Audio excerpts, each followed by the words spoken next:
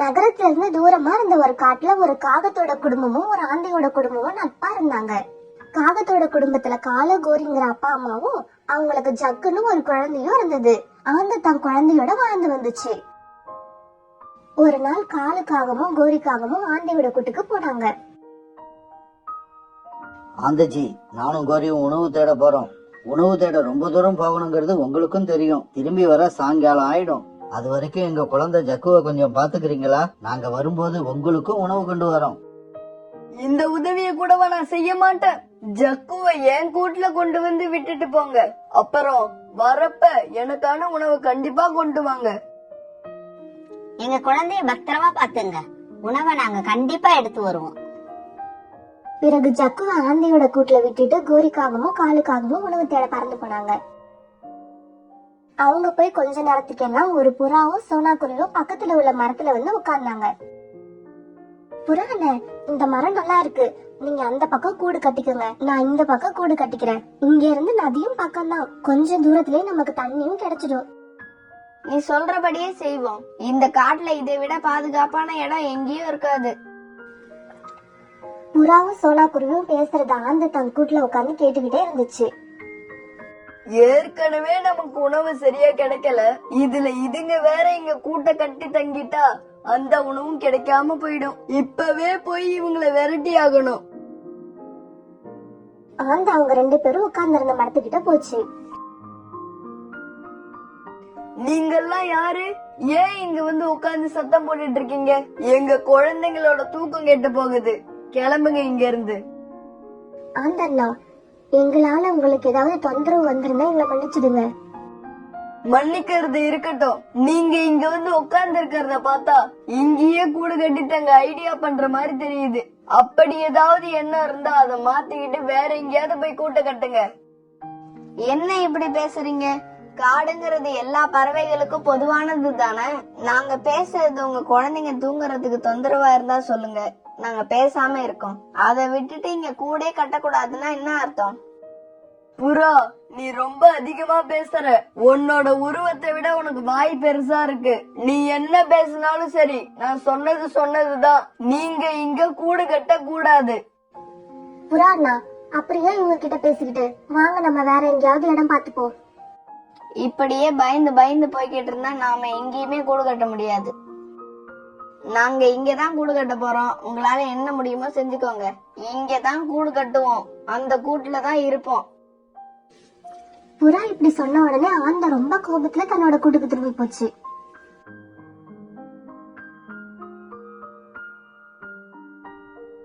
கொஞ்ச நேரத்துக்கு எல்லாம் புறாவும் சோனாக்குருவியும் கூடு கட்ட தேவையான பொருட்களை எடுத்து வந்து கூடு கட்ட துவங்கினாங்க. சாயங்காலம் ஆகிறதுக்கு முன்னாடியே தங்களோட கூட்டை ரொம்ப அழகா ரெடி பண்ணிட்டாங்க. அன்னைக்கு சாயங்காலம் ஆச்சு. உணவு தேட போன காலுக்காகவும் கோரிக்காகவும் திரும்பி வந்தாங்க. ஆந்தஜி, யாரு இவங்க? நம்ம கூட்டுக்கு பக்கத்துல கூடு கட்டிக்கிட்டு இருக்காங்க. ஆந்தஜி, உங்களுக்கு நல்லாவே தெரியும் இந்த காட்டுல உணவு கிடைக்கிறது ரொம்ப கஷ்டம்னு. அப்படி இருந்து இவங்களை எப்படி கூடு கட்ட விட்டீங்க? அந்த புறாவுக்கு எவ்வளவு வாய் தெரியுமா? நான் போய் இங்க கூடு கட்ட கூடாதுன்னு சொல்றேன், நாங்க இங்கதான் கூடு கட்டுவோம், உங்களால முடிஞ்சதை பாருங்கன்னு சொல்லுது. அப்படியா சொல்லுச்சு? இப்ப பாரு நான் போய் என்ன பண்றேன்னு. இப்ப கோரி புறா கூட்டுக்கு பறந்து போச்சு. ஆந்தஜி, உங்ககிட்ட இங்க கூடு கட்டாதீங்கன்னு சொல்லியும் நீங்க இங்க கூடு கட்டினா என்ன அர்த்தம்? காகம்க்கா, நாங்க இன்னும் கொஞ்ச நாள் தான் இங்க இருப்போம். வசந்த காலம் வந்த உடனே நாங்க வேற இடத்துக்கு போயிடுவோம். வசந்த காலம் வர வரைக்கும் கூட உங்களை இங்க தங்க அனுமதிக்க மாட்டோம். கிளம்புங்க இங்க இருந்து. சோனா, இவங்க கிட்ட அன்பா பேசினாலும் வேலைக்கு ஆகாது. இப்ப நாங்க என்ன செய்யணும்னு சொல்றீங்க? இந்த இடத்த காலி பண்ணிட்டு இப்பவே போங்க. காலி பண்ண முடியாது. உங்களால என்ன செய்ய முடியும்? இன்னைக்கு வந்து உங்களுக்கு இவ்வளவு திமிரா? உங்களை என்ன செய்யறேன்னு பாரு. பிறகு கோரிக்காகம் கோபத்தோட தன்னோட கூட்டுக்கு போச்சு. அன்னைக்கு ராத்திரி ஆச்சு. சோனாக்குருவியும் புறாவும் தங்களோட கூட்டுல படுத்து தூங்கிட்டாங்க. ஆனா ஆந்த காலு கோரி இவங்க 3 பேரும் தூங்காம புறாவையும் குருவியையும் இங்க இருந்து விரட்டுறது எப்படின்னு ஆலோசனை பண்ணிக்கிட்டு இருந்தாங்க. அந்த புறா என்னை எப்படி தெரியுமா அவமானப்படுத்திடுச்சு? அதுக்கு ஏதாவது செஞ்சே ஆகணும். காலு, உன் மனைவிய ஒரு புறா அவமானப்படுத்திடுச்சு. இருந்தாலும் நீ வாயை மூடிட்டு பேசாம உட்கார்ந்துருக்க. எப்படி முடியுது உன்னால? கோரி, நீ கொஞ்சம் பொறுமையா இரு. நான் இப்ப அத பத்தி தான் யோசிச்சுக்கிட்டு இருக்கேன். நாம 3 பேர், அவங்க 2 பேர். நாம இப்ப நேரடியா சண்டை போட்டா கூட நமக்கு வெற்றி கிடைக்கும்னு சொல்ல முடியாது. அதுவும் இல்லாம நமக்கு குழந்தைங்க இருக்காங்க. நமக்கு ஏதாவது ஆயிடுச்சுன்னா குழந்தைங்க எதிர்காலம். புறாவையும் குருவியும் விரட்டணும். நமக்கும் எதுவும் ஆகக்கூடாது. இதுக்கு ஒரு நல்ல யோசனை இருக்கு என்கிட்ட. சீக்கிரம் சொல்லு காலு, என்ன யோசனை? இந்த காட்டோட கடைசி மலைப்பகுதியில இருக்க ராணி கழுகு நம்ம 3 பேருக்குமே நல்லா தெரியும். நேரா அதுகிட்ட போய் இத பத்தி சொல்லி அந்த கழுகை இங்க அழைச்சுக்கிட்டு வருவோம். கழுகு இங்க வந்து எதுவும் பேசக்கூட வேண்டாம். கழுக பார்த்த உடனே இவங்க கூட்ட காலி பண்ணிட்டு தலை தெறிக்க ஓடுவாங்க. இந்த யோசனை எப்படி இருக்கு? காலு, இந்த யோசனை ரொம்ப நல்லாவே இருக்கு. எனக்கு தெரியும் என்னோட காலேஜிய பத்தி. அது பேசாம இருந்தாலே அது மனசுல ஒரு பக்கா பிளான் உண்டாயிடுச்சுன்னு அர்த்தம். இப்ப 3 பேரும் படுத்து தூங்கிட்டாங்க. மறுநாள் பொழுது விழுந்துச்சு. கோரி, நீ குழந்தைங்களை பாத்துக்கிட்டு இங்கேயே இரு. நானும் ஆந்தஜியும் மலைப்பக்கம் போய் ராணி கழுக பாத்துட்டு வரோம். சீக்கிரம் போய் ராணி கழுக பாத்துட்டு வாங்க. இவங்கள விரட்டி விட்டா பத்தாது, அடிச்சு விரட்டி விடணும். பிறகு கால ஆந்தியோட கூட்டுக்கு போச்சு. ஆந்தஜி, எழுந்தாச்சா? சீக்கிரம் கிளம்புங்க. இவங்கள உடனே இங்க இருந்து விரட்டி ஆகணும். நான் உனக்காக ரொம்ப நேரமா காத்திருக்கேன். இவங்கள விரட்டுறதுல உன்னை விட நான் தான் அதிக ஆர்வமா இருக்கேன். ஏன்னா புறா என்ன அந்த அளவுக்கு அவமானப்படுத்திருக்கு. இப்படி பேசிட்டு காலும் ஆந்தியும் காளி கழுகு பார்க்க கிளம்பினாங்க. புறா அண்ணன், வாங்க நம்ம உணவு தேட போவோம். இப்ப அங்க வந்த கோரி, என் புருஷன் போயிருக்காரு உங்க 2 பேருக்கு அர்ச்சனை ஜாமான் வாங்கறதுக்கு. சாயங்காலம் ஆகட்டும். இன்னைக்கு நீங்க 2 பேரும் இந்த கூட்டுல எப்படி தூங்குறீங்கன்னு பாக்குறேன். ஆமா, இது இவங்க தாத்தாவோட காடு. அதனால இன்னைக்கு இங்க நம்மள தூங்க விட மாட்டாங்க. இங்க பாரு காகம், உனக்கு ஒரு குழந்தை இருக்கேன்னு பாக்குறேன். இல்லன்னா உன்னை அடிச்சு இந்த மரத்திலேயே தொங்க விட்டுருவேன். புறா அண்ணன் பேசாம இருங்க, எனக்கு என்னமோ ரொம்ப பயமா இருக்கு. சோனா தங்கச்சி, நான் இருக்கிறப்ப நீ ஏன் பயப்படுற? இந்த மாதிரி பறவைங்க கிட்ட எல்லாம் சண்டை போட்டு எனக்கு நிறைய அனுபவம் இருக்கு. பிறகு புறாவும் சோனாக்குரியும் உணவு தேட போனாங்க. வா காலு வா, உன்னை பார்த்து ரொம்ப நாளாகுது. தலைவி, உங்களோட நினைப்பு வர்றப்பெல்லாம் உங்களை நான் வந்து பாத்துக்கிட்டு தான் இருக்கேன். இதோ இன்னைக்கு கூட தலைவி நினைப்பு வந்தது. உடனே உங்களை பார்க்க வந்துட்டேன். சரி சரி, ஓவரா நடிக்காத. என்ன விஷயமா என்ன பார்க்க வந்த? தலைவி, பெரிய விஷயமெல்லாம் ஒண்ணும் இல்ல. நம்ம கூட்டுக்கு பக்கத்திலேயே ஒரு புறாவும் குருவியும் வந்து கூடு கட்டி இருக்காங்க. நாங்க கொஞ்சம் தள்ளி கட்டிக்கிங்கன்னு சொன்னோம். இப்படி நடந்த பேச்சுல அந்த புறா உங்களால என்ன செய்ய முடியுமோ செய்யுங்கன்னு சொல்லிடுச்சு. அதனால அந்த புறாவையும் குருவியையும் அங்கிருந்து விரட்டி ஆகணும். அட, இதுதான் பிரச்சனையா? அவங்களும் அங்க இருந்துட்டு போகட்டுமே. உங்களுக்கு அதனால என்ன வந்தது? தலைவி, விஷயம் இதோட முடியல. அந்த புறா என் மனைவி கோரிய வேற ரொம்ப அவமானப்படுத்திடுச்சு. அதனால இது இப்ப கௌரவ பிரச்சனையா மாறி நிக்குது. இது மட்டும் இல்ல, என் மனைவி சொல்லிருக்கா நான் கழுகு ராணி அழைச்சிட்டு வந்து உங்களை காலி பண்றேன்னு.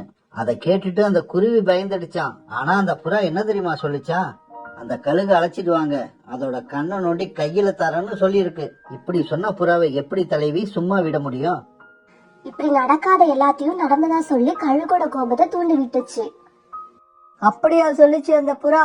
என் கண்ணை நோன்ற புறாவை நான் பார்த்தே ஆகணும். வாங்க போவோம். கழுகு அழைச்சுக்கிட்டு காலும் ஆந்தியும் சந்தோஷமா அவங்க கூட்டுக்கு போனாங்க.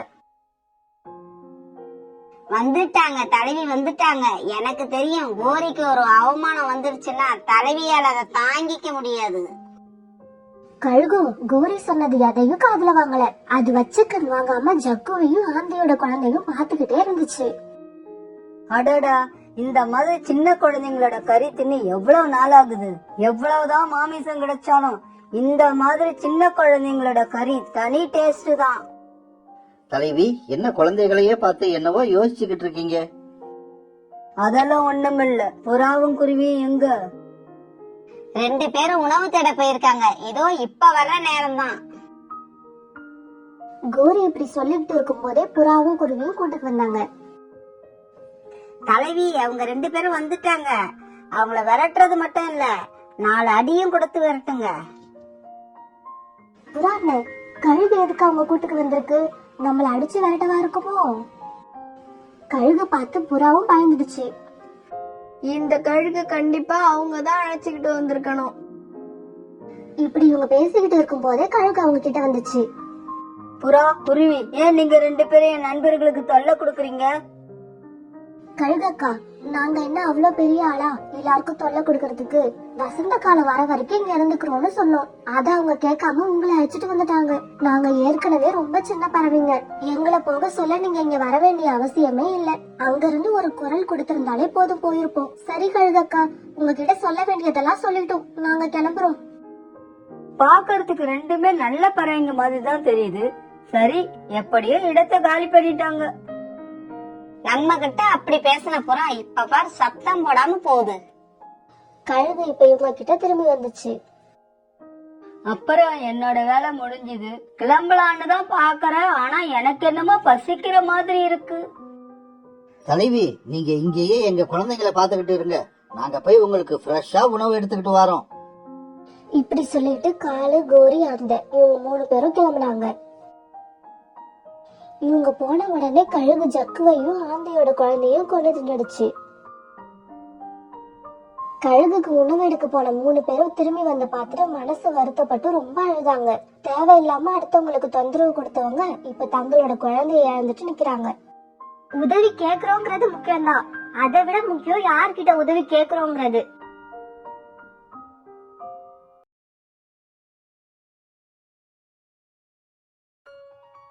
ஒரு பெரிய காட்டுல காலுக்காகவும் கோரிக்காகவும் வாழ்ந்து வந்தாங்க.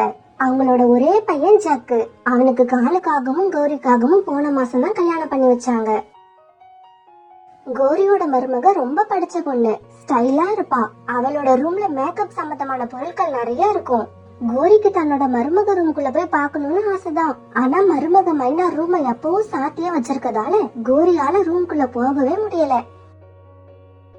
ஒரு நாள் மைனா ரூமுக்கு வெளியில நின்னு கோரி இப்படி யோசிச்சுக்கிட்டு இருந்துச்சு. டாடா, மருமக ரூம் கதவை திறந்துகிட்டு உள்ள போகும்போதும் வரும்போதும் ஏதோ ஒரு பவுடர் வாசம் ஆளையே தூக்குது. உள்ள போய் பாக்கலான்னு பார்த்தா கதவை சாத்தியே வச்சிருக்கா. வெளியே எங்கேயாவது போனா கதவை பூட்டிட்டு போயிடுறா. எப்படிதான் உள்ள போறது? இருக்கட்டும், என்னைக்காவது ஒரு நாள் கதவை பூட்ட மறந்துட்டு வெளியே கண்டிப்பா போவா. அன்னைக்கு உள்ள போய் என்னென்ன வச்சிருக்கான்னு ஆராய்ஞ்சு பாத்துட வேண்டியதுதான். கோரி இப்படி அந்த ரூம்குள்ள போக ரொம்ப நாளா தவம் இருந்துச்சு. கோரி எதிர்பார்த்துக்கிட்டு இருந்த நாளும் வந்துச்சு. ஒரு நாள் கதவை பூட்ட மறந்துட்டு கோரியோட மருமக மைனா நீர் குடிக்க போக கோரி சந்தோஷமா தன் மருமக ரூம்குள்ள போச்சு. அந்த ரூம்ல விதவிதமான மேக்கப் பொருட்களை பார்த்த கோரிக்கு எதை எடுக்கிறதுனே குழப்பமாயிடுச்சு. கடைசியா அந்த பவுடர் டப்பாவை பாத்துடுச்சு.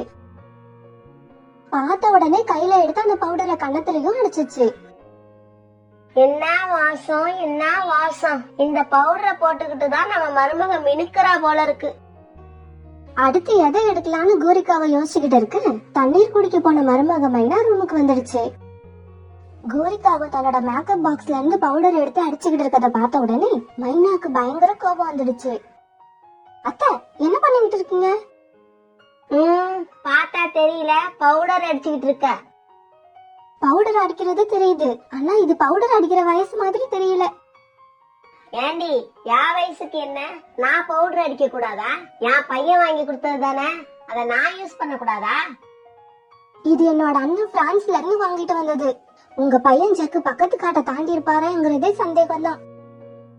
மைனா, உனக்கு வாய் ரொம்ப அதிகமாயிடுச்சு. என் பையன் வரட்டும், அவனுக்கு இன்னொரு கல்யாணம் பண்ணி வச்சு அவங்க 2 பேருக்கும் உன்னை வேலைக்காரியாக்குறேன் பாரு. உனக்கு அப்பதான் புத்தி வரும். எழுந்திரி ஜக்கு, எழுந்திரி. ரொம்ப நேரம் ஆயிடுச்சு.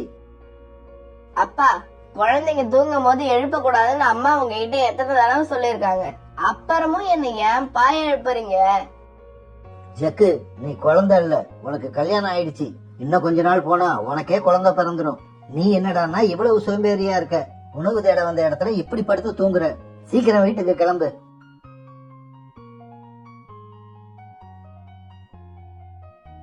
ஜக்கு, வந்துட்டியடா என் மகனே. மைனா இன்னைக்கு என்ன ரொம்ப அவமானப்படுத்திட்டா. அம்மா என்னம்மா ஆச்சு சொல்லுங்கம்மா. அவளோட ரூமுக்கு போய் கொஞ்சமா ரோஸ் பவுடர் எடுத்து அடிச்சதுக்கு என்ன 1000 கேள்வி கேட்டு அசிங்கப்படுத்திட்டா. அப்புறம் என்ன ரூம்ல இருந்து வெளியே தள்ளி கதவையும் சாத்திட்டாடா. அம்மா மைனா எங்க கூப்பிடுங்க, நான் இப்பவே என்னன்னு கேக்குறேன். இப்ப அவ நதி பக்கம் தண்ணி குடிக்க போயிருக்கா. ஆனா நான் முடிவு பண்ணிட்டேன்டா. ஜக்கு, உனக்கு நான் 2வது கல்யாணம் பண்ணி வைக்க போறேன். வர்றவளை மருமகள் ஆக்கிட்டு இவளை வேலைக்காரியா வச்சாதான் எனக்கு புத்தி வரும். இது நல்ல ஐடியா தாமா. இப்படி செஞ்சாதான் தான் பண்ணுனது தப்புன்னு அவளுக்கு புரியும். கோரி, மருமக உன்னை கேள்வி கேட்டதுல என்ன தப்பு? உனக்கு என்ன வயசாச்சுன்னு உனக்கு தெரியுமா இல்லையா? ஜக்குவால ஒரு மனைவிக்கே உணவு தேடிட்டு வந்து கொடுக்க முடியல, இதுல அவருக்கு 2வது கல்யாணம் ரொம்ப அவசியம். இவங்க இப்படி பேசிக்கிட்டு இருக்கும் போதே மைனாவும் அங்க வந்துடுச்சு. மைனா, உன் புருஷன் ஜக்குவுக்கு அவங்க அம்மா கோரி 2வது கல்யாணம் பண்ணி வைக்க போறாளாம். மாமா, அத்தை என் மேல இவ்ளோ கோபமாவா இருக்காங்க? ஏன் அத்தை என் பவுடர் எடுத்து அடிக்கிறீங்கன்னு கேட்டேன். இது ஒரு தப்பா? அதுக்காக என் ஜக்குவுக்கு இன்னொரு கல்யாணம் பண்ணி வைப்பாங்களா? பிறகு அன்னைக்கு ராத்திரி ஆச்சு. எல்லாரும் படுத்து தூங்கிட்டாங்க. ஆனா மைனாவுக்கு மட்டும் தூக்கமே வரல. அத்தை, நீங்க ஏன் ஜக்குவுக்கு 2வது கல்யாணம் செஞ்சு வச்சு என் சந்தோஷத்தை கெடுத்தீங்கன்னா உங்களோட சந்தோஷத்தை நானும் கண்டிப்பா கெடுப்பேன். ஒரு நாள் கௌரியும் ஜக்குவும் வீட்டுல இல்லாதப்ப மைனா காலுக்கிட்ட இப்படி பேசிச்சு. மாமா, அத்தை ஜக்குவுக்கு கல்யாணம் பண்ணி வச்சாங்கன்னா நான் என்ன தெரியுமா செய்வேன்? மைனா, தற்கொலை எல்லாம் செஞ்சுக்காத, அது ரொம்ப தப்பு. தற்கொலை பண்ணிக்க மாட்டேன் மாமா, உங்களுக்கு இன்னொரு கல்யாணம் பண்ணி வைப்பேன். இத கேட்ட காலுவுக்கு சந்தோஷம் தாங்கல. மைனா, உண்மையாவா? எனக்கு இன்னொரு கல்யாணம் செஞ்சு வைப்பியா? கல்யாணம் பண்ணிக்க உங்களுக்கு சம்மதம் தானே மாமா? என்ன மருமகளை இப்படி கேட்டுட்ட? அது என் நீண்ட நாள் கனவு. கவலைப்படாதீங்க மாமா, உங்க கனவை நான் நிறைவேற்றி வைக்கிறேன். மறுநாள் கோரிய கண்காணிச்சுக்கிட்டே இருந்த மைனா கோரி எங்க போனாலும் கோரிக்கு தெரியாம பின்னாடியே போச்சு. கோரி ஒரு கல்யாண புரோக்கர் ஆபீஸ்க்கு போக மைனா ஜன்னல் பக்கம் உட்காந்து ஒட்டு கேட்டுச்சு. புரோக்கர் சார், என் பையன் ஜக்குவுக்கு இன்னொரு கல்யாணம் பண்ணி வைக்க போறேன். உங்ககிட்ட அவனுக்கு ஏத்த மாதிரி ஏதாவது பொண்ணு இருக்கா? ஏன் இல்லாம, என்னோட வேலையே அதுதானே. என்கிட்ட உங்க பையனுக்கு ஏத்த மாதிரி ஒரு பொண்ணு இருக்கு. ஒரிஜி, நாளைக்கே அந்த பொண்ணு உங்க வீட்டுக்கு அனுப்பி வைக்கிறேன். புரோக்கர் இப்படி சொன்ன உடனே கோரி சந்தோஷமா வீட்டுக்கு பறந்து போக இது எல்லாத்தையும் கேட்டுக்கிட்டு இருந்த மைனா உள்ள போச்சு. புரோக்கர் சார், என்னோட மாமனாருக்கு ஏத்த மாதிரி கொஞ்சம் வயசான பொண்ணு ஒண்ணு தேவை. உங்ககிட்ட அந்த மாதிரி பொண்ணு ஏதாவது இருக்கா? ஏன் இல்லாம, தாராளமா இருக்கு. பொண்ணை எந்த வீட்டுக்கு அனுப்பி வைக்கணும்? அட்ரஸ் சொல்லுங்க. எனக்கு முன்னால வந்து தான் பையனுக்கு பொண்ணு அனுப்ப சொல்லிட்டு போனாங்களே, கோரிக்காகும். அவங்க வீட்டுக்கே இந்த பொண்ணையும் அனுப்பி விடுங்க.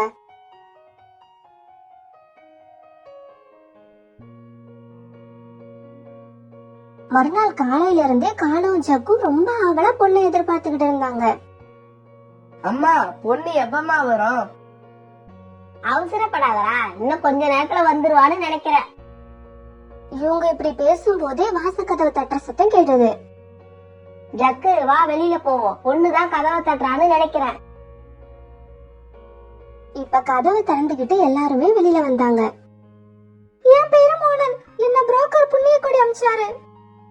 என் பேரு ரீட்டா, என்ன புரோக்கர் புண்ணிய கோடி தான் அனுப்பி வச்சாரு. இல்லையே, நான் என் பையனுக்காக ஒரு பொண்ணு தானே அனுப்ப சொன்னேன். அதுக்குதான் மோனல் வந்திருக்கா. இங்க ஆயாவுக்கெல்லாம் ஒண்ணும் வேலை இல்ல, நீங்க போகலாம். ரீட்டாஜி, கொஞ்சம் நில்லுங்க. என்னோட மாமனாருக்கு கல்யாணம் பண்ண நான் தான் உங்களை வர சொன்னேன். மைனா, என்ன சொல்ற நீ? ஏன் அத்தை, ஜக்குவுக்கு இன்னொரு கல்யாணம் நீங்க பண்ணும்போது என் மாமனாருக்கு இன்னொரு கல்யாணம் பண்ண எனக்கு தெரியாது? என் மாமாவுக்கு நான் இன்னொரு கல்யாணம் பண்ணதான் போறேன். காலேஜி, இந்த மைனா என்ன சொல்றான்னு கேட்டீங்களா? என் மருமக சரியாதான் சொல்றா கோரி. அவ சொல்றதுல என்ன தப்பு? எனக்கு என்ன வயசா ஆயிடுச்சு? அதுவும் இல்லாம என் பையனே இன்னொரு கல்யாணம் பண்ணும்போது நான் பண்ணாம இருந்தா இந்த ஊர் உலகம் என்ன பத்தி என்ன நினைக்கும்? கேவலமா பேசாது. ஜக்குஜி, நான் உங்ககிட்ட தனியா பேசணும். மோனல்ஜி, நானும் அதுக்காக தான் காத்திருக்கேன். இப்படி சொன்ன ஜக்கு மோனல் கூட பறந்து போச்சு. மாமா, நீங்க ஏன் பேசாம இருக்கீங்க? ரீட்டாஜியை அழைச்சிட்டு போய் மனசு விட்டு பேசிட்டு வாங்க. மைனா இப்படி சொன்ன உடனே இவங்களும் தனியா பறந்து போனாங்க. காலேஜி, நீங்க எதுக்காக 2வது கல்யாணம் பண்றீங்க? என் மனைவி கோரி தினமும் ஏதோ ஒரு காரணத்தை காட்டி என்கிட்ட சண்டை போட்டுக்கிட்டே இருக்கா. வாழ்க்கையில ஒரு அமைதியே இல்ல. அதனாலதான் நான் இன்னொரு கல்யாணமே பண்ண போறேன். காலுஜி, என்கிட்ட எல்லா வசதியும் இருக்கு. உங்கள மாதிரி அழகான மாப்பிள்ளை தான் கிடைக்கல. இன்னைக்கு அதுவும் கிடைச்சிருச்சு. நாளைக்கு மாப்பிள்ளை அலங்காரம் பண்ணிக்கிட்டு புரோக்கர் ஆபீஸ்க்கு வந்துருங்க. இன்னொரு இடத்துல ஜக்குவும் மோனலும் இப்படி பேசிக்கிட்டு இருந்தாங்க. ஜக்குஜி, நீங்க எதுக்காக இன்னொரு கல்யாணம் பண்ண போறீங்க? என்னோட முதல் மனைவியை எங்க அம்மாவுக்கு சுத்தமா பிடிக்கல. அதனாலதான் எனக்கு 2வது கல்யாணம் பண்றாங்க. உங்க அம்மாவுக்கு கல்யாணத்துக்கு அப்புறம் என்னையும் பிடிக்காம போச்சுன்னா? அதுக்கப்புறம் என்ன செய்யணுங்கிறத எங்க அம்மா தான் முடிவு பண்ணுவாங்க. ஜக்குஜி, என்ன இப்படி சொல்றீங்க? மோனல்ஜி, உன்னை எங்க அம்மாவுக்கு கண்டிப்பா பிடிக்கும். நாளைக்கு மணப்பொண்ணு அலங்காரத்தோட புரோக்கர் ஆபீஸ்க்கு வந்துரு. மத்ததெல்லாம் அங்க பேசிப்போம். காலுவும் ஜக்குவும் அங்க இப்படி பேசிக்கிட்டு இருக்க, கோரியும் மைனாவும் தங்களோட வீட்டுல ஒருத்தருக்கு ஒருத்தர் முறைச்சுக்கிட்டு இருந்தாங்க. கொஞ்ச நேரம் கழிச்சு கோரி மெதுவா பேச ஆரம்பிச்சது. மைனா, என்ன இருந்தாலும் நீ காலேஜுக்கு கல்யாணம் பண்ணி வைக்க நினைக்கிறது ரொம்ப தப்பு. அத்தை, நானாவா இதை செஞ்சு என்னை இப்படி யோசிக்க வச்சதே நீங்க தான். சரி மைனா, நடந்தது நடந்து போச்சு. இப்ப நாம 2 பேரும் சமாதானம் ஆயிடுவோம். வா, போய் காலுவையும் ஜக்குவையும் கல்யாணம் வேண்டாம்னு சொல்லி அழைச்சிட்டு வந்துருவோம். அத்தை, அவங்க 2 பேருமே இன்னொரு கல்யாணம்னு சொன்ன உடனே ரொம்ப சந்தோஷமா இருந்தாங்க. அதனால அவங்க திரும்பி வர மாட்டாங்கன்னு நினைக்கிறேன். அது எப்படி வராம போயிடுவாங்க? ஆளுக்கு ஒரு தொடப்பத்தை எடுத்து ரெக்கைக்குள்ள மறைச்சிக்கிட்டு போவா. இப்படி தொடப்பத்தை எடுத்துக்கிட்டு இவங்க 2 பேரும் வெளியில போனாங்க. என்ன மாமியாரும் மருமகளும் ஒன்னா வரீங்க? ஆச்சரியமா இருக்க. மாமா, நானும் அத்தையும் சமாதானமா ஆயிட்டோம். அதனால உங்க 2 பேருக்கும் நடக்கிற இந்த 2வது கல்யாணம் கேன்சல் ஆயிடுச்சு. இது அநியாயம், அக்கிரமம். மோனலை என்னால மறக்க முடியாது. கோரி, என் மனசுல நான் கல்யாணத்தை பத்தி நிறைய கற்பனைகளை வளர்த்துட்டேன். இதுக்கப்புறம் அதை அழிக்கிறது ரொம்ப கஷ்டம். காலுஜி, எது கஷ்டம் எது ஈஸிங்கிறத இப்ப நான் காட்டுறேன். அடியே மருமகளை, நாம மறைச்சு கொண்டு வந்தத இப்ப எடுத்து காட்ட வேண்டிய நேரம் வந்துடுச்சு.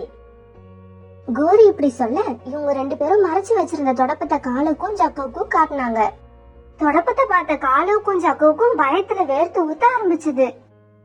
இப்படி தொடப்பத்தை பார்த்த காலும் ஜக்கும் ரொம்ப நல்ல பிள்ளையா வீட்டுக்கு பறந்து போக கோரியும் மைனாவும் அவங்க பின்னாலேயே போனாங்க.